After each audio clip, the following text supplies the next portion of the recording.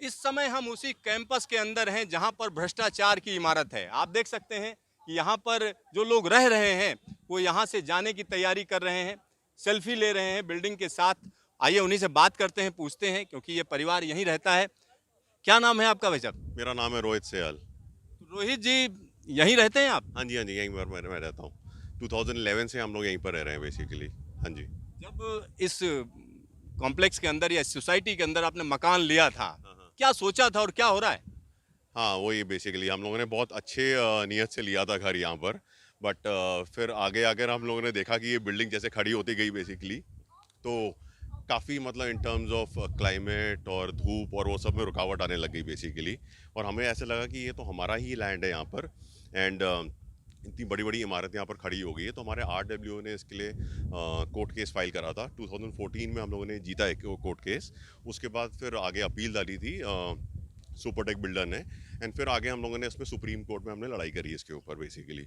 And फिर हम लोगों ने कोर्ट केस ये जीता था और फिर ये ऑर्डर आया इसको डिमोलिश करने का। तो आप समझिए यहाँ पर एक अलग तरीके का परसेप्शन है। जब बिल्डर की बात होती है, मतलब पावरफुल आदमी, भ्रष्ट आदमी, हर तरीके से सिस्टम पर कब्जा करने वाला आदमी, बिल्डर का मतलब ये होता है। और ये बिल्डिंग उसी का सबूत है। इस तरीके की बिल्डिंग अगर खड़ी हो जाती है तो इसका मतलब है प्रशासन के लोग मिले हुए हैं, नोएडा अथॉरिटी के करप्ट ऑफिशियल्स मिले हुए थे।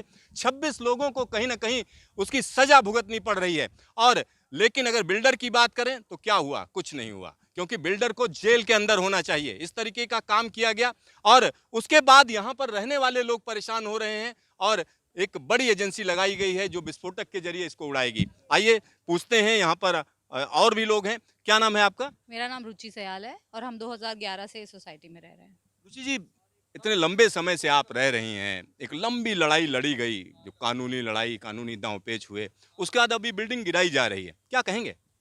मैं तो इसको एक विजय के रूप में देखना चाहती हूँ। जिस तरह दशहरे में रावण को जलाया जाता है, मैं तो उसी तरह से देखना चाहती हूँ, क्योंकि ये बहुत लंबी लड़ाई थी हमारी आरडब्ल्यू और रेजिडेंट्स के लिए।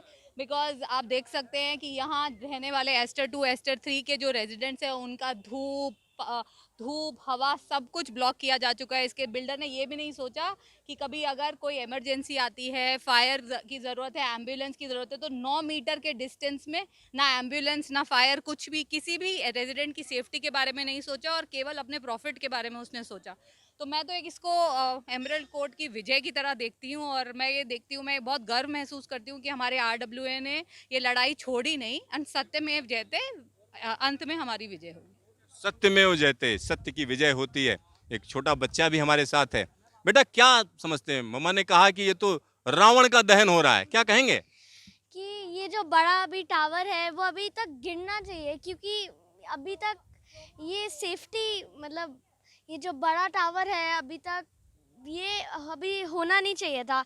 और ये बिना परमिशन के बहुत बड़ा बनाया गया था। और हमने पहले इसमें ही लिया था, पर हमने फिर सोचा कि और इसमें कुछ सेफ्टी भी नहीं है हमारी। तो आप समझिए, एक छोटे बच्चे को भी ये चीज पता चल चुकी है कि इस तरीके की इमारतें किस तरीके से नुकसानदायक हो सकती हैं। उसको पता है इसमें सेफ्टी नहीं है। एक और चीज मैं आपको बताना चाहूंगा, देश के अलग अलग जगहों पर जो बिल्डर्स हैं इसी तरीके की बिल्डिंग्स खड़ी करते हैं। पहले प्रॉमिस कुछ करते हैं, बाद में कुछ करते हैं और प्रशासन भी उसके साथ खड़ा हो जाता है। लेकिन इस बार जो कोर्ट का हथौड़ा चला वो ऐसा चला कि ये बिल्डिंग खिलौने की तरह टूटेगी, निश्चित तौर पर टूटेगी और ये पूरा देश देखेगा, पूरा विश्व देखेगा। Siddharth, news station, Noida.